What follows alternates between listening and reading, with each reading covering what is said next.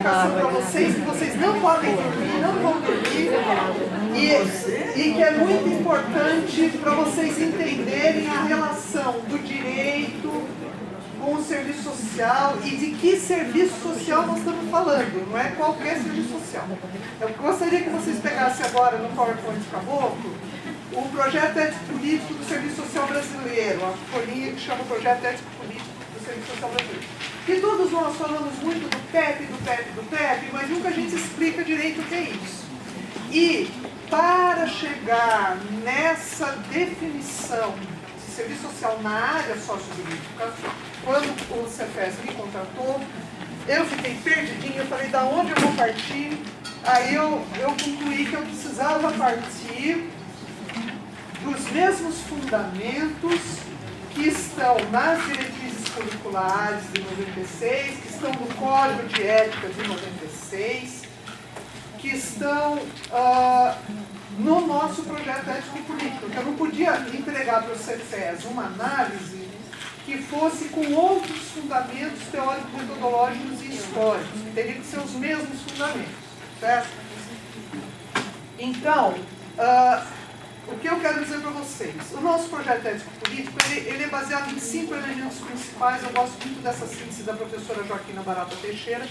Eu não trouxe para vocês a referência desse texto dela, porque é um texto que está perdido lá no Pará, numa publicação que ela fez para o CRES Pará há 500 mil anos, e eu nunca achei essa referência, mas eu guardei esses 5 pontos. O dia que eu achar essa referência, eu passo para vocês. O primeiro elemento do projeto ético-político do Serviço Social Brasileiro, pós-anos 70, o Serviço Social da Virada, o Serviço Social da Invenção de Cultura, tem a ver com seus princípios e valores éticos e políticos. E desses princípios todos aqueles que estão no início do Código de Ética, lembrem-se sempre que o mais importante é a liberdade. Vocês vão entender por quê já. Tá? A liberdade. Porque eu costumo dizer que o nosso Código de Ética, ele tem um cariz, uma base ontológica, da crítica ontológica. Naquela época não se falava esse termo, é de hoje esse termo. Mas como quem ajudou a fazer o Código de Ética de 93 foi o professor Zé Paulo Neto e a professora Lúcia Marrocco, ele já tem essa base crítica ontológica. Então, vejam bem, o principal valor nosso é liberdade, não é justiça social, hein? Justiça social também é um valor para nós. Mas liberdade para os assistentes sociais é o valor ético central, e vocês vão entender já por quê. O segundo, ele se relaciona com a matriz teórico-metodológica que baseia tanto as nossas diretrizes como o próprio código, tá? E nessa matriz teórico-metodológica, vocês não podem esquecer a teoria do valor trabalho, que foi dada depois na mais-valia do Marx, né? A teoria do valor trabalho já estava no Smith e no Ricardo, e o Marx avança e vai para a mais-valia. Eu não vou ter tempo de explicar isso para vocês, infelizmente, mas isso é importante. Mas mais importante do que a explicação do ser social pelo trabalho, para nós aqui hoje, né, que é mais importante que toda a matriz, para nós, são as categorias metodológicas do nosso projeto, as centrais, a fundamental, a fundante, e as centrais. Sem isso aqui, vocês não vão entender o sócio-jurídico, o serviço social no sócio-jurídico. A categoria fundante, praxis, e as categorias centrais, totalidade, negatividade e mediação. Ô, Beth, você vai querer falar disso em 5 minutos? Vou. Nós não viemos no mundo para fazer coisa simples, viemos? Não. O professor Zé Paulo fala que tem que ser possível explicar o que é a ciência da lógica de Hegel em meia hora, se tiverem só meia hora. Quer dizer, ele consegue. Já volto aqui, tá? O quarto elemento, aliás, o terceiro elemento do nosso projeto ético-político é porque nós temos essa leitura da realidade de uma sociedade que produz desigualdade desde as suas entranhas, desde a sua forma de ser, forma de produzir os seus meios de vida, ela já produz desigualdade. Ou seja, a desigualdade não é um defeito dessa sociedade, ela é um resultado da sua forma de ser, não é? Que essas categorias e esse suporte teórico-metodológico nos dá essa explicação, né? Quando a gente entende o que são as relações sociais de produção no mundo burguês, porque a gente tem esse entendimento dessa sociedade.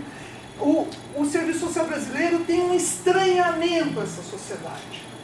O serviço social brasileiro não aceita essa forma de ser dessa sociedade regida pelos interesses do capital. Isso é próprio do serviço social, da intenção de ruptura, depois dos anos 70, quando a louca da professora Carmelita ajudou a fazer essa mudança e nós entendermos o serviço social e a sociedade dessa forma crítica. Crítica nesse sentido, de aí se perceber, eu não posso me conformar com essa sociedade. Ela vai ser, eu sempre vou estranhá-la, porque eu estou percebendo. E no meu cotidiano, como assistente social, eu não preciso nenhuma teoria explicativa. O assistente social que se joga no seu cotidiano, lá no CREAS, lá no CRAS, lá numa unidade básica de saúde, dentro de uma prisão, que está vendo uma criança que está num abrigo há 8 anos. Ele entende isso. O Lukács dizia, a pessoa que mergulha no real e que tem que trabalhar com esse real, que tem que dar respostas a esse real, ele não precisa de grandes explicações teóricas, ele percebe isso, vem do real, que não dá para me conformar. Eu tenho que estranhar essa sociedade. Tá? O quarto elemento é que, justamente porque o serviço social brasileiro estranha essa sociedade onde ele está inserido, ele promove lutas, ele tem posicionamentos históricos concretos, não é? Ele emite documentos. Vejam as cartas que saem dos encontros, até acabou de sair uma carta de Brasília, agora do Encontro Nacional, que está dando uma polêmica aí. E por que ela dá polêmica? Porque é através desses documentos públicos que o serviço social emite, contra o depoimento sem dano, contra a homofobia, ou se foi golpe ou se não foi golpe, é a profissão falando para a sociedade, né? É a profissão se posicionando na sociedade. Isso é próprio do nosso projeto ético-político. Você não pode estar nessa sociedade sem se posicionar. E preferencialmente, esse posicionamento é uma construção coletiva, o mais coletiva possível, o mais democrática possível. E o mais próximo de uma hegemonia de princípios humanos, os mais avançados possíveis. Quando se pensa no projeto ético-político numa hegemonia, que é diferente, por exemplo, os colegas argentinos, eles têm o pluralismo, eles defendem o pluralismo nos seus códigos, mas eles não têm essa noção da hegemonia. Não existe pluralismo sem hegemonia, porque se você tiver um pluralismo onde todos vão se colocar, você não tem um projeto que está sendo perseguido naquele momento histórico, concorda? Então, a hegemonia não é maioria, hegemonia é um conjunto de ideias que consegue amalgamar o maior número de pessoas, mas na visão mais elevada possível do que o ser humano precisa ter naquele momento. Para mim, hegemonia só tem sentido aí. Claro que você pode ter hegemonia de pensamentos fascistas também, né? De repente, a sociedade pode ser tomada por hegemonia dos pensamentos fascistas. E o quinto elemento é que justamente porque a gente tem essa clareza de que essa sociedade não nos responde, essa forma como ela está organizada, ela vai ser cotidianamente reprodutora de desigualdades e de violações, é que a gente precisa estar junto com outros movimentos de trabalhadores e movimentos sociais para fazer o enfrentamento dessas formas regredidas que vão se colocando nessa sociedade. Tá? Então, quando eu pensei, quando o CEPES me chamou, eu falei, bom, eu tenho que partir disso. Né? Então, no que eu vou falar de área sociojurídica, ela está baseada nisso. Ela está baseada nisso que os assistentes sociais, por exemplo, não fui eu que construí. Eu sou uma usuária disso, eu sou um receptáculo disso, eu sou uma alma bem-aventurada de ter caído numa profissão que tem esse projeto. Quantas outras profissões tem esse projeto? A medicina tem? A medicina tem o juramento de Hipócrates só. E que muitos médicos brasileiros hoje renegam. Não é? Tem hegemonia dentro de um projeto dentro da medicina? Não tem. Não é? Então, eu acho que isso aqui é um valor imenso. Mas eu quero voltar aqui para vocês entenderem. Deixa eu ver que horas são. Vai dar. Bom, vamos pegar aqui, rapidinho. O que eu falava do nosso projeto ético-político, que tem como categoria fundante a praxis. Lembra, praxis não é só trabalho. O trabalho é o modelo da praxis. Vocês vão entender isso. Praxis, entendam como. Não está no PowerPoint, acabou, que vocês anotem aí. Conjunto de objetivações duradouras do ser social. Vou repetir. O que nós estamos chamando de praxis? Conjunto de objetivações duradouras do ser social. Isso não é meu, é do professor Zé Paulo Neto. Ó, objetivações. Lembra do Hegel? O Hegel dizia, um ser que não se objetiva, não se coloca em alguma coisa, é um não ser. Certo? Então, só que a gente tem que entender a objetivação como a ligação, a articulação entre dois elementos fundamentais. As causalidades e as teleologias. Palavrão, né? Teleologias. Vocês vão entender rapidinho. Causalidade, tudo que eu encontro que está fora de mim, que pertence à natureza. As leis de movimento, físicas, químicas, biológicas, as coisas como elas são, independente da minha interferência nelas. E que se colocam para mim quando eu preciso fazer alguma mudança de algo. Eu vou me deparar sempre com essas forças que estão fora de mim. Podem ser forças da natureza, como podem ser forças criadas pelo próprio ser social. Tá? Teleologias, projetos, capacidade de projetar, capacidade de antecipar e capacidade, principalmente capacidade de projetar. Só o ser social tem isso. Nenhum outro ser da natureza tem isso. Nenhum outro. Nenhum outro. Só o ser social é capaz de fazer esse metabolismo entre algo que ele projeta, ele se depara com alguma coisa diferente que está lá na natureza e ele quer fazer algo diferente, ele pelo seu projeto faz. Usando sempre as qualidades daquilo que está na natureza. Por exemplo, barco não existia na natureza, existia madeira que flutua. O ser social, quando ele precisava atravessar um rio, ele percebeu que a madeira flutua. Ele não sabia explicar ainda quais são as qualidades físico-químicas da madeira para ela flutuar. Mas ele percebe que ela flutua. E ele, da madeira, ele constrói barco. Barco não é mais produto da natureza, é produto da natureza. São causalidades da madeira já operadas pela teleologia humana. Certo? Deu para entender, companheiro? Que você chegou agora há pouco. Isso, olha só, isso faz com que essa possibilidade, e isso aqui, ó, objetivação, o barco é uma objetivação dessa relação do projeto com a causalidade que existia. Não é fácil? Não me parece difícil, né? É tão real isso. E por causa disso a gente pode dizer que o ser humano, o ser social, é um pequeno Deus, ele é um criador.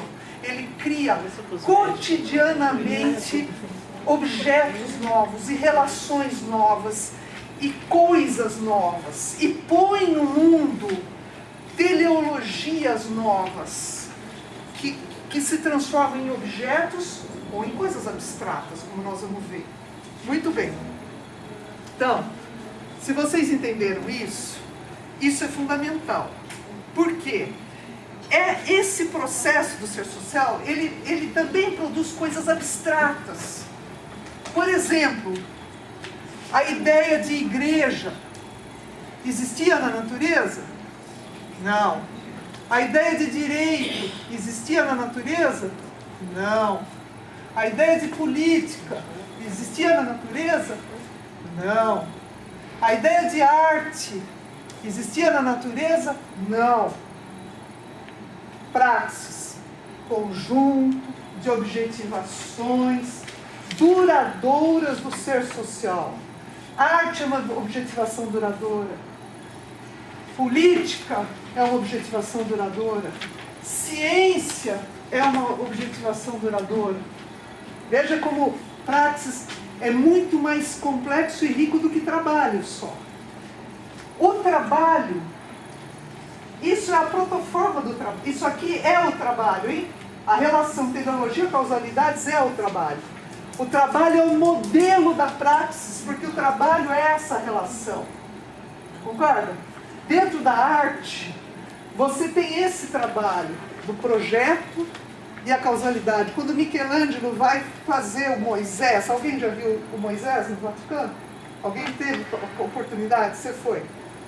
Dá vontade de chorar, não dá?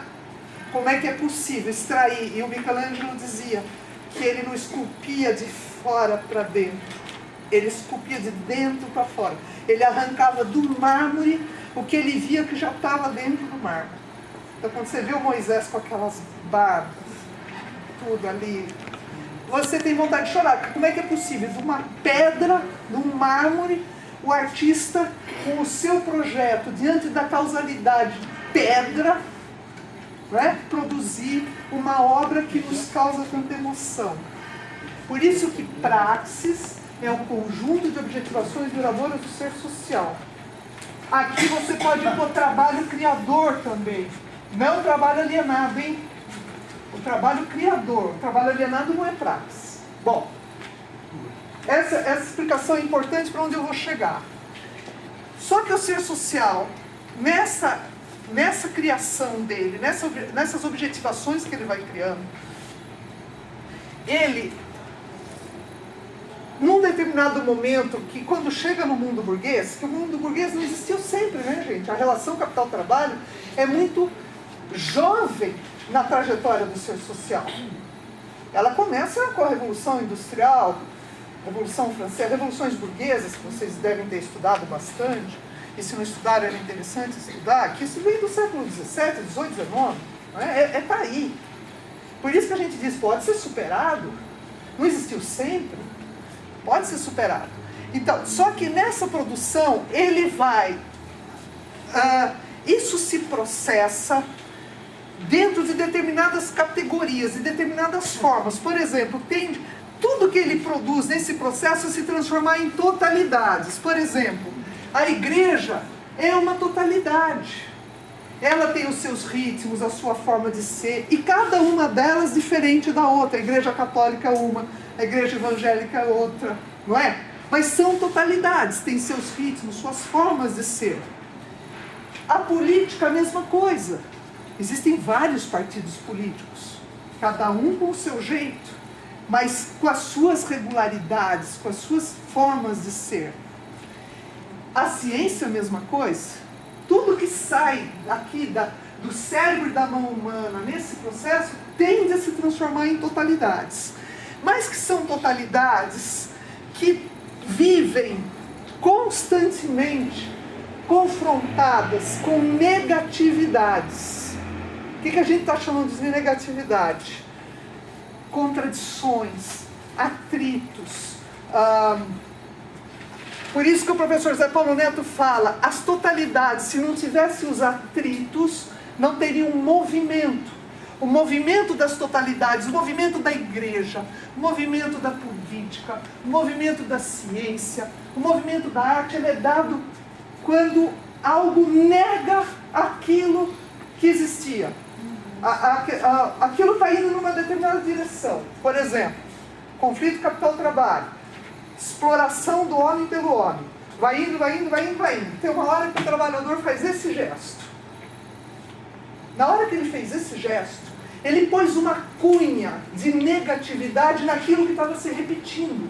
E obriga aquela totalidade a se mover para algum lado. Ou para vir porrada em cima do trabalhador, ou para se criar uma lei nova das 30 horas dos assistentes sociais. Não chegou lá ainda, né? Você não conseguiu ainda, mas nós vamos chegar lá. Então, veja, quando a gente chama de negatividade, é aquilo que nega a direção onde algo estava indo. Tá? É o que dá o movimento. E a mediação, o que é? Olha a minha pretensão, uma coisa que a gente pediu para o professor Zé Paulo e ele veio fora todas as aulas do semestre do método em Marx, mas um sábado inteiro só para nos explicar a mediação, e eu quero explicar isso em 5 minutos. Mediação é a forma que aquela totalidade, as formas que vão se desenvolvendo dentro daquela totalidade a partir desses atritos. E eu vou explicar isso com um exemplo concreto para vocês, que eu gosto de dar esse exemplo, todo mundo entende. Nós fizemos 4 anos de serviço social e aprendemos, de alguma forma, não muito, a fazer o estudo social. Não muito. Depois eu vou falar dele. Tá? Mas aí eu chego no Tribunal de Justiça do Estado de São Paulo, na minha mesa eu tenho 60 processos para responder em 1 mês e meio. Que significa 3 visitas domiciliares no mínimo, não sei quantas idas à rede, não sei quantas idas ao abrigo, não é? Portanto, a minha agenda para o primeiro atendimento daquele caso está para 2018 ou 2019. Não está, companheiro? Quem que está em Limeira? Cadê a colega de Limeira? É? Itaquera, deve estar para 2019. São Miguel está para 2019. Não é? Aí o que acontece? Olha que tesão, gente. Olha como a realidade é o máximo. Olha que é o máximo. Entra lá no judiciário um pedido de liminar para a juíza. Liminar é uma figura legal que a juíza tem que responder imediatamente, que normalmente tem alguma coisa em risco, o direito está em risco, o direito de alguém está em severo risco. Então, o pai que está brigando com a mãe da criança alega para a juíza que a criança está amarrada no pé da cama lá na casa. Então, que por liminar ela tem que tirar aquela criança dali, alguma coisa. A juíza, que sabe que a agenda de Itaquera está para 2019 e tem que responder a liminar, e a totalidade justiça, notem, tem que funcionar, ou tem que parecer para a sociedade que está funcionando essa coisa, que o processo está andando, que a justiça está respondendo. Olha lá para o setor e fala, a agenda delas está para 2019, ferrou, não vou conseguir responder a liminar, porque como que elas vão lá na casa? Bom, aí ela cria, ó o atrito, a negatividade.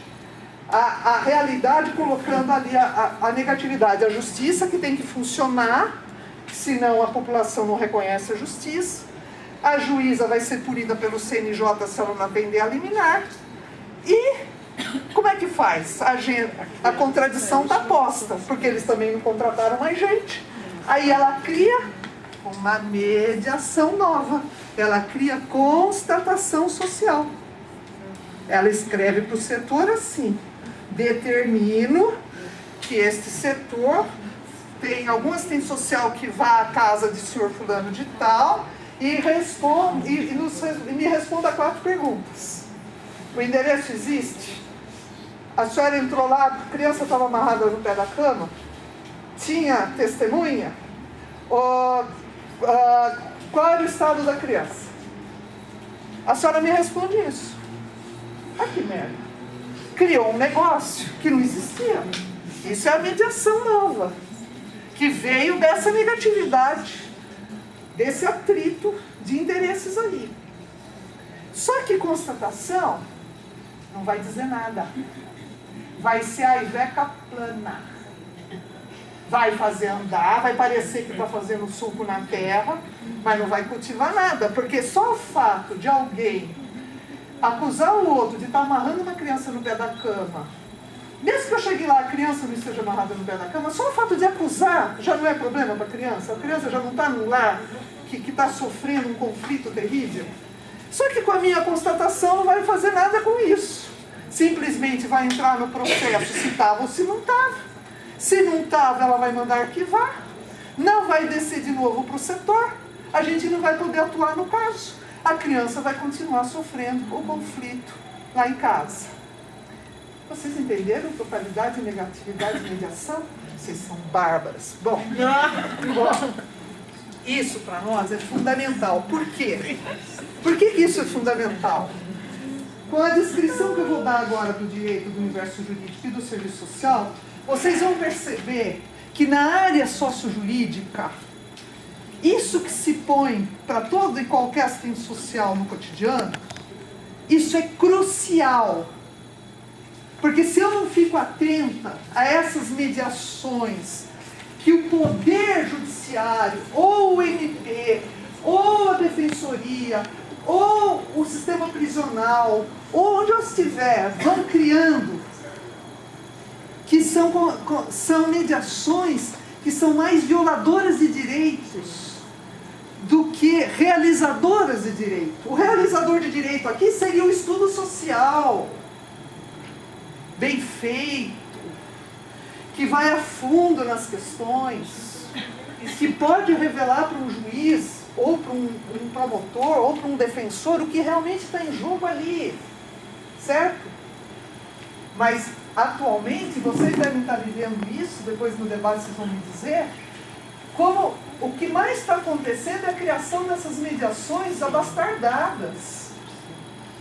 Como será que está isso nos CREAS? Não é? Bom,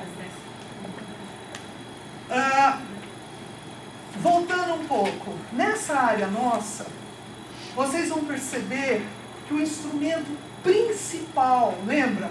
O arado é o instrumento, né? E olha o que o Hegel falou do arado.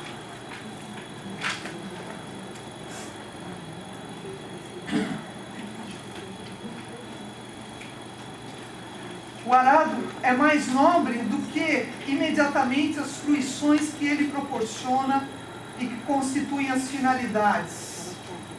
O instrumento se conserva, enquanto as fruições imediatas passam e são esquecidas. Com seus instrumentos, o homem domina a natureza exterior, embora lhe reste ainda submetido no que se refere às suas finalidades.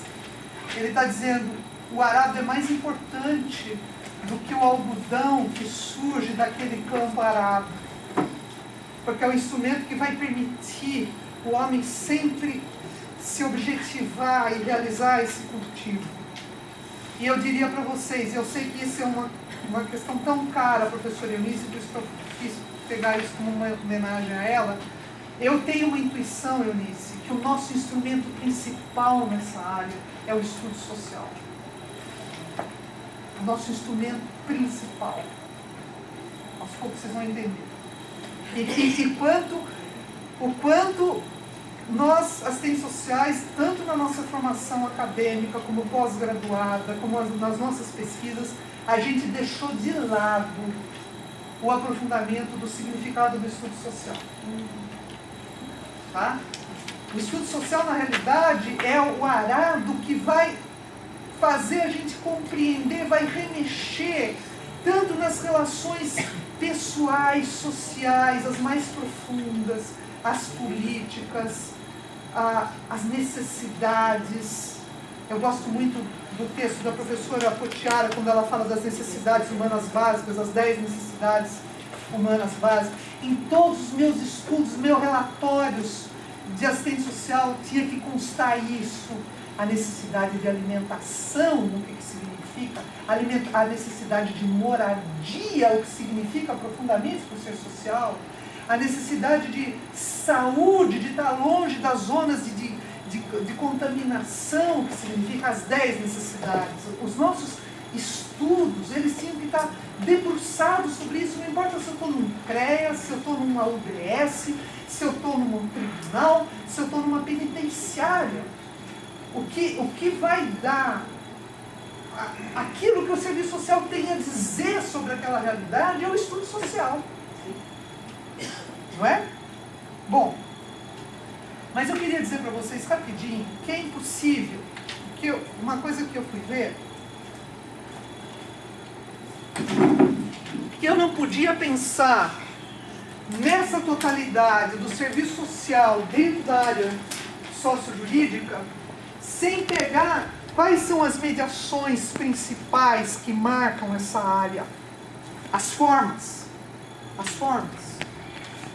E aí eu vi que não dava para entender a área sociojurídica sem entender o Estado, porque normalmente essas instituições do sociojurídico, prisões, defensoria, tribunais, abrigos, são instituições estatais.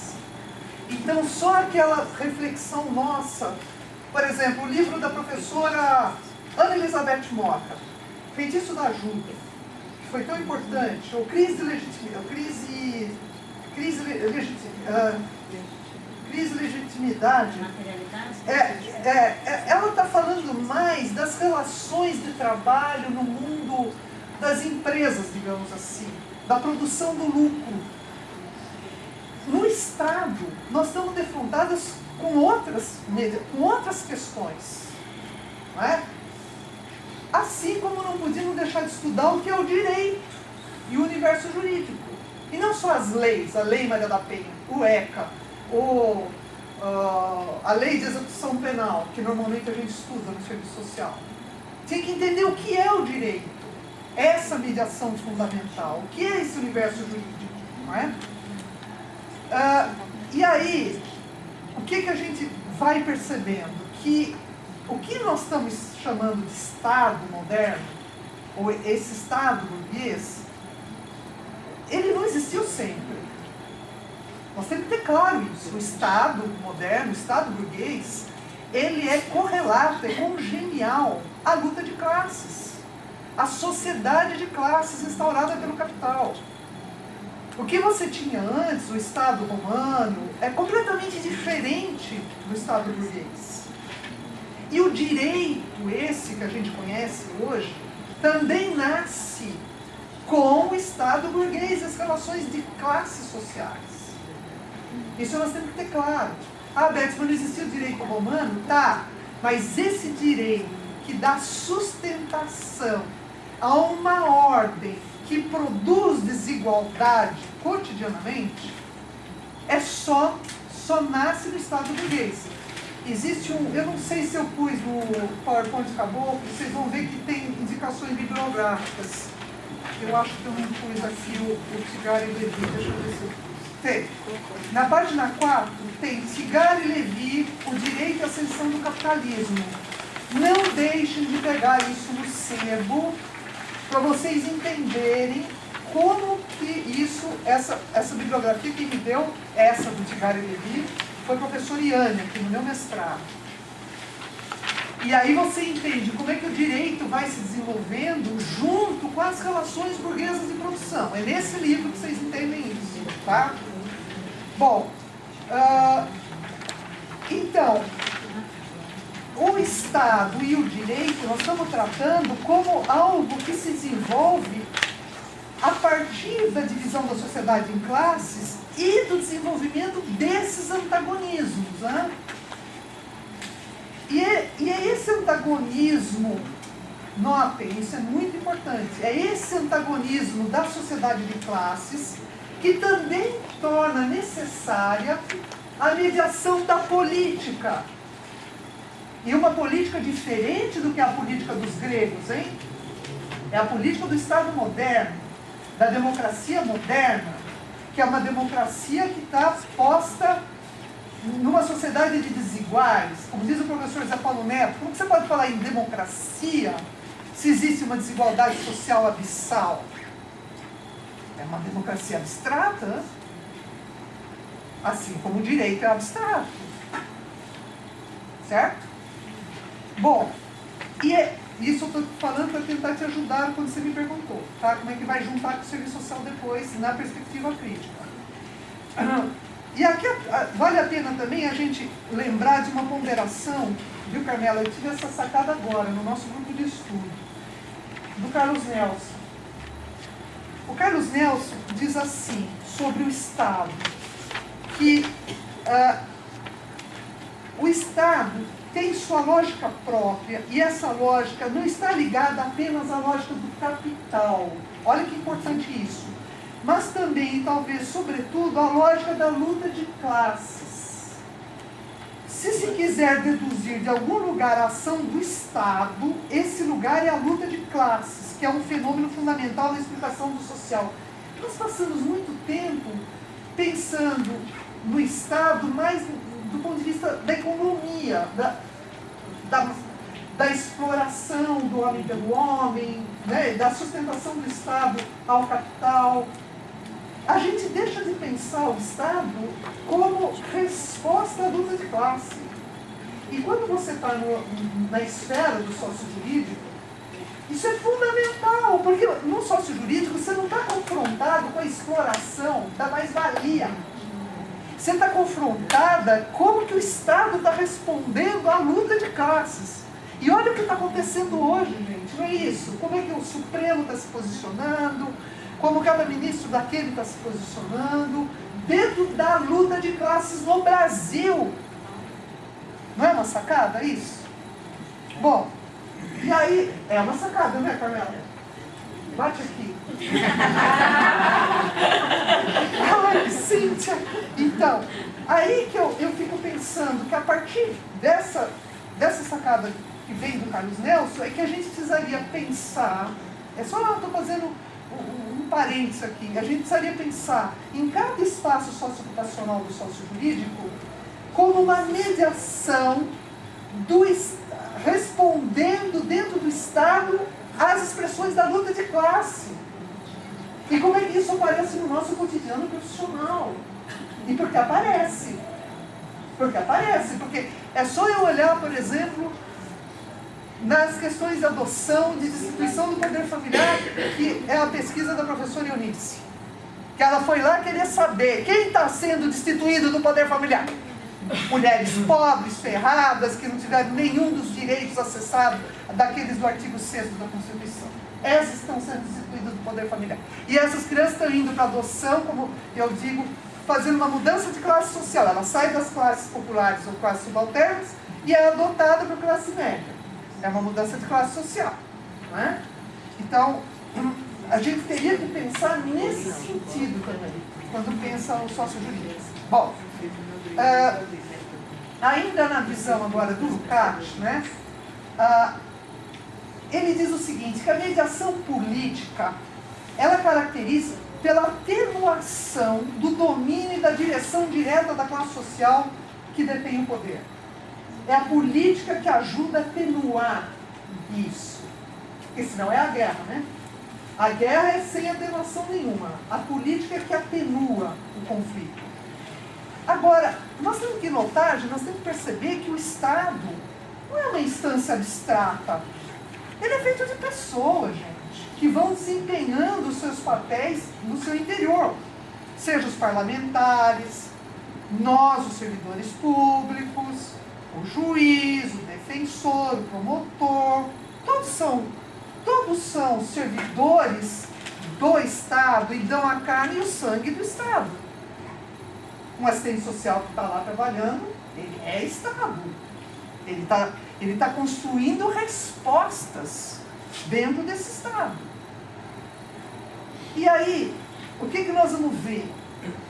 Que o Marx traz, que o Lukács recupera, que o direito, nós falamos da política, o direito surge como uma mediação, olha, surgiu da negatividade, precisou de uma nova mediação.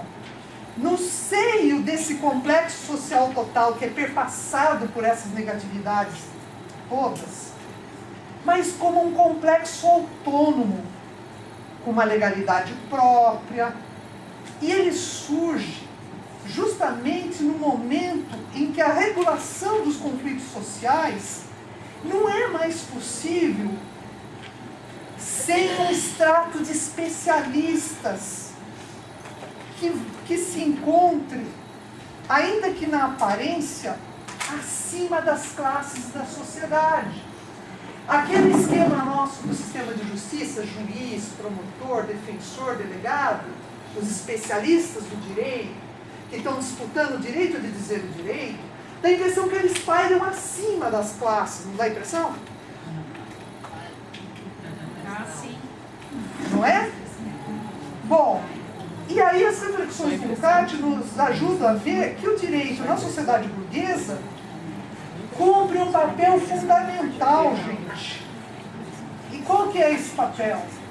É manter a aparência de equilíbrio de uma sociedade que estruturalmente é produtora e reprodutora de desigualdades e desequilíbrios. Mas o direito é que ajuda a manter a aparência desse equilíbrio. Isso é forte, gente. Porque a gente aprendeu a ver o direito como uma construção humana que ajuda a evitar a degradação e a guerra. É isso mesmo. Mas no mundo burguês, essa parte de que é uma aparência de equilíbrio, ela é muito forte e muito importante para nós. Eu vou caminhando para entrar no serviço social e a gente poder abrir o debate. Eu sei. O Lukács vai dizer também que o direito se configura como uma mediação. Olha, porque foi importante eu falar para vocês o que é mediação e negatividade. Que ele se configura como uma mediação que atenua a dominação direta, mesmo pressupondo essa dominação.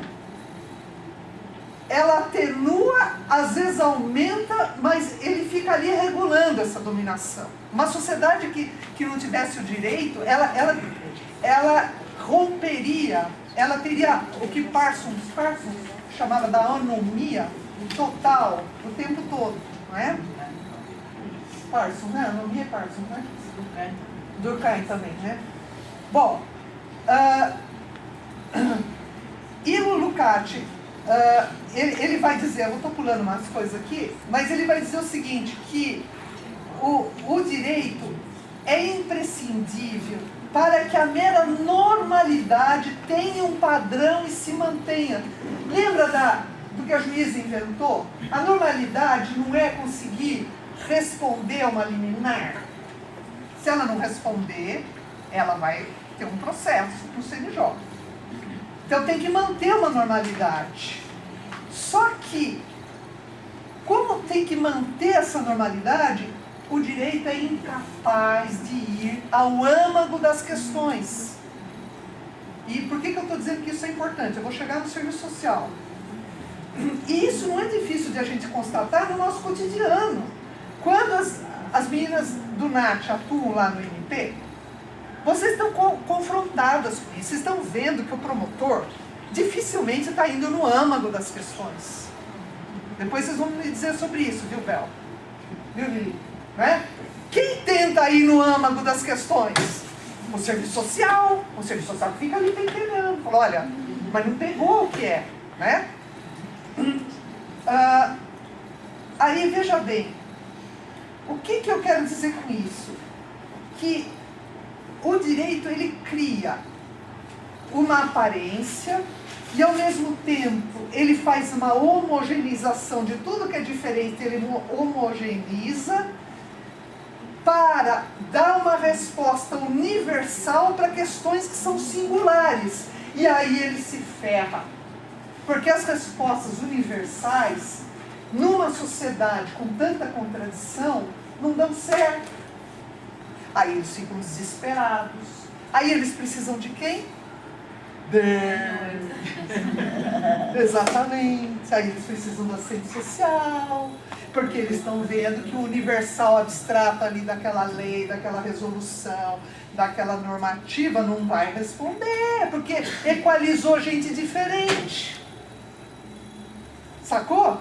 Então, eu tenho uma intuição, Carmela, Eunice, que aquilo que a Marilda sempre fala, a gente precisa ver o que está sendo demandado de nós para rechear o significado social da nossa profissão e para a gente caminhar cada vez mais nesse conhecimento, nessas respostas, expressões da questão social.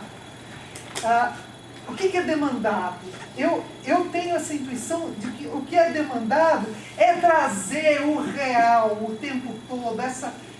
Eles não querem a contradição, eles não querem o real, mas eles vivem uma contradição. O Estado juiz,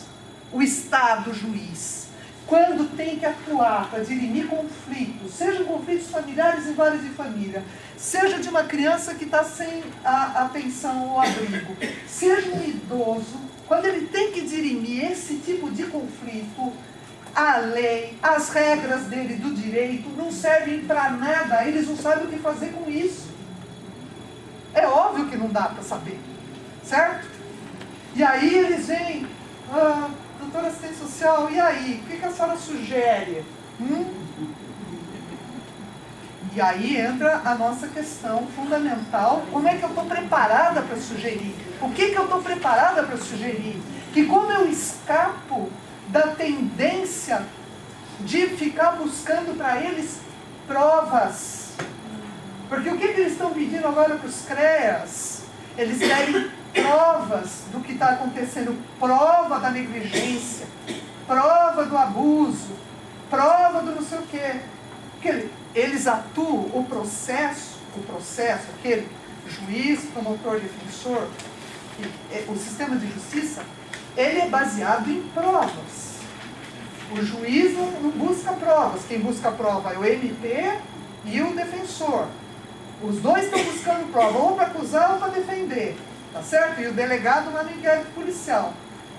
Porque nessa lógica do sistema de justiça, veja só, isso é importante, gente. Ocorre uma coisa que eu inventei, uma polaridade antitética, o Lukács que usa esse termo, entre garantir direitos e responsabilizar alguém. No sistema na área sociojurídica, não no sistema de justiça, na área sociojurídica, isso é inevitável. É congenial a essa área, é próprio dessa área, que você só consegue garantir direito pela mediação também da responsabilização. Entende isso? E olha o nó que se coloca pelo assistente social aí. Então, se eu vou garantir direito de uma criança que possivelmente está sendo abusada, o que o tribunal vai fazer com ela, o que o promotor vai lançar flecha para acusar o cara, é pegar o abusador e pôr na cadeia. É responsabilizar alguém. Então, a garantia do direito dessa criança passa junto pela responsabilização de alguém. É inevitável dessa área. É próprio dessa área. Nós nunca estudamos isso. E o que isso tem de implicação ética e profissional para o nosso fazer profissional. Então, eu diria para vocês, a primeira característica da área sociojurídica que nós temos que ter clara é essa, que dentro dessa área está sempre se buscando provas. Só que o assistente social, ele não produz prova, gente. Quem produz prova é o delegado de polícia e os seus agentes policiais, é o promotor. O assistente social faz estudo social, que quando entra no processo, passa a se chamar prova pericial. Esquece essa porra desse nome. É prova pericial? Tudo bem, é o nome que eles dão. Mas eu fiz como estudo social? Eu não fiz como investigação criminal? Eu não fiz como investigação para saber se a pessoa está fraudando ou não o BPC. Eu não tenho que ficar sabendo se ela, com o dinheiro do BPC, comprou a televisão, porra. Eu não tenho que saber isso.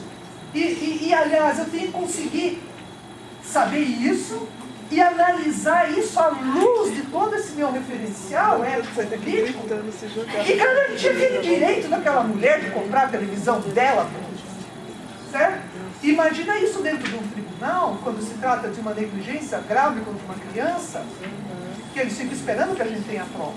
Então, só para finalizar, estou pulando aqui, o que eu acho que são algumas questões importantes que um assistente social, antes de eu só fechar com o sócio jurídico, mas o que eu acho que os assistentes sociais que têm a perspectiva crítica e que estão deparados com essa área, precisariam ter muito claro. Primeiro, que ele tenha a oferecer no seu cotidiano, ele teria que ter, e a gente tem que fazer força para as faculdades darem isso para a gente, oferecer uma crítica ontológica do direito, do universo jurídico, e o desvelar, no sentido de tirar o véu da alienação, das situações de fato.